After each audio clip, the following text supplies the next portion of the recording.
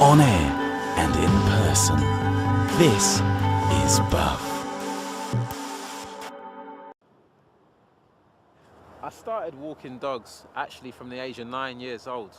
About 9 years old, my godmother was like a walker and boarder, and she'd just bring me along with her, and sometimes we'd have like up to 9 dogs walking Kensington Gardens and Hyde Park. And then I thought it was a bit embarrassing at that time actually. I thought, oh, I don't want no one to see me, don't want none of my school friends to see me, you know. So I started from that early age. I'd say teenage stage did do nothing like that. I just wouldn't be seen with any dogs at all. It was all embarrassing. My friends might see me. About 3 years ago, I started walking my godmother's dogs again, needed some extra money, started going into it that way. And suddenly it's a big thing. Everyone sort of wants to do it now, and it's not sort of shameful anymore anyway.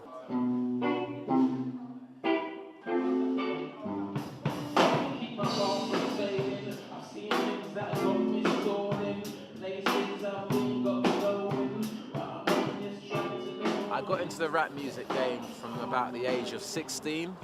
A few friends of mine, particularly one who came from East London, really influenced me. He used to do this thing called freestyling, which is basically just saying lyrics off the top of his head. So freestyle is something I try and do every day. It's what I do quite a lot, just to express myself. Let me give you a little sample. Come from Chelsea, near Clapham Junction. When I was young, the police them days, they were rolling with truncheons. My function is here, no fear. I'm doing things and I'm about to throw lyrics out my mouth like a spear.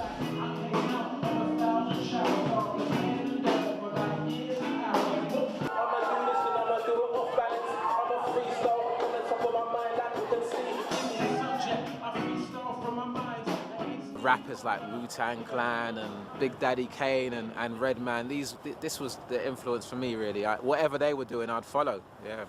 One of them's called Under the Influence, just talks about when I used to go out with my friends and do silly things. I would say I was a bit like most of the teenagers in this day and age where, you know, nothing was above board. I got to a stage when I was really influenced by sort of like cousins and friends who were sort of like earning a lot of money doing illegal stuff, whether they'll be selling, you know, drugs or, you know, just doing sort of like selling stolen goods. So yeah, I got into it. So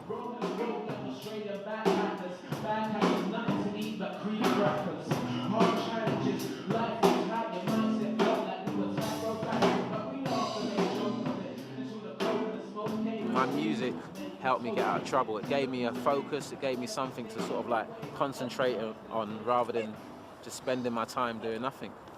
Name's Carbon, no jargon. I'm on this mic, no smoking green like a garden. Pardon me, real Stevie. Because rap music is so influential, so powerful, that yeah, it can be used for good or bad. So I believe, yeah, some people watching rap videos or following certain rap stars would get into crime.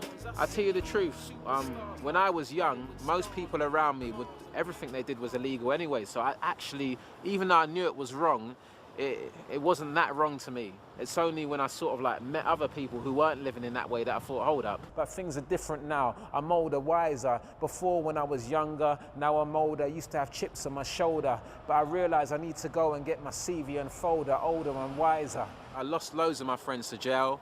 I've lost one of them, so obviously one of my friends died as well through crime as well. So yeah, some of them pulled out of it, some of them came out of jail. They sort of like things turned around for them. Some of them are still in that sort of mode and they just go back in, come back out, go back in, and they're sort of in that role, yeah. There's a point in your life where you have to say, listen, am I gonna go this way or that way? And it's sort of like, you know, sort of being desperate, really and truly. You have to get to that desperate point to sort of want to change. And if you don't get to that point, then it sort of never really happens. About 6 years ago, I went away to Ghana just to get away from London for a bit. I was getting into so much trouble here, and yeah, I suppose that's when I started taking religion a bit more seriously. I actually hated the sort of life I was living, and when I actually got to that point of hating it, that's when I found God in my life, and yeah, and it changed me. It gave, you know, really did.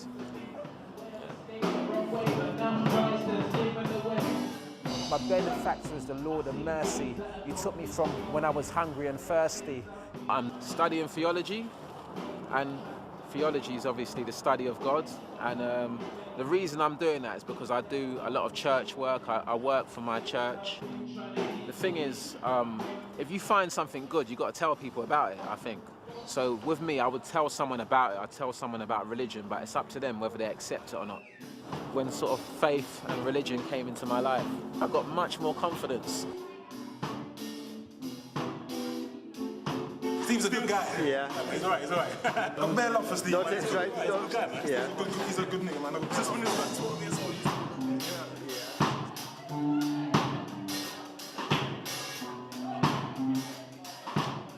It's the arrival of survival, survival of arrival. We causing the tidal, bring the Bible. We're about to bring a revival called Carbon. I'm coming with more colour than Konica. I'm on this mic and I don't really get buzzing off no Bollinger.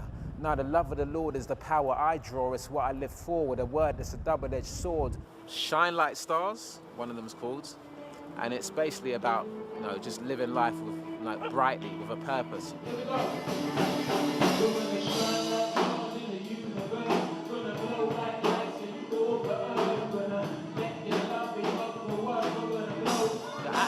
My rap music changed, and the atmosphere of it changed.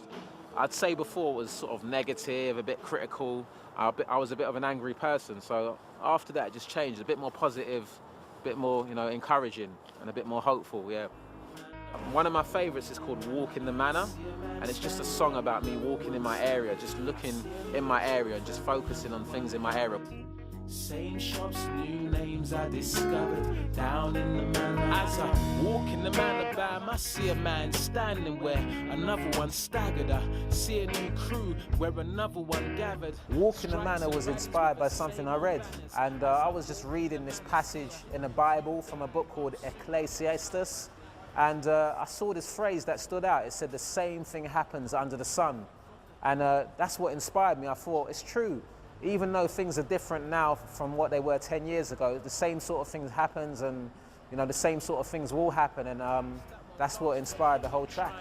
Build a house that won't last the weather, but I'ma build my house in the heavens eternal, so I ain't labored in vain when he's reading my journal. And I see the labor of the rich don't cease, but in whatever they do, they can't find that peace. I see the labor of the poor don't cease, but in whatever they do,